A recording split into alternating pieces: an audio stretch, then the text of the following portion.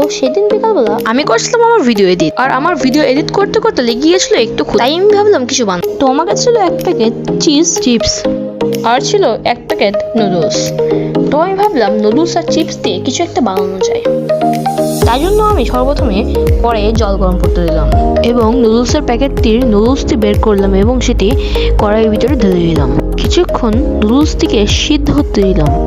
তো আমি তখন নুডলসটি ভালো করে সিদ্ধ করে নিলাম। সিদ্ধ করে তার ভিতর থেকে কিছু পরিমাণ জল তুলে নিলাম এবং সেই পপস চিপসটির প্যাকেটটি খুলে সেই প্যাকেটের ভিতরে চিপসগুলো সেই নুডলসের ভিতরে ঢেলে দেব।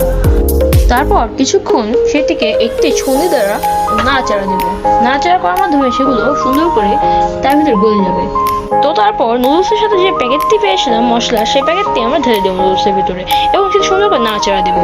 নাড়াচাড়া করার পর সেটি আমরা একটি বাটিতে পরিবেশন করবো এবং দেখতে পাচ্ছি কতটা লোভনীয় লাগছে। তবে ইচ্ছা করলে আপনারাও বাসায় বানিয়ে ফেলতে পারবেন ঠিক এরকম একটি চিজ নুডলস।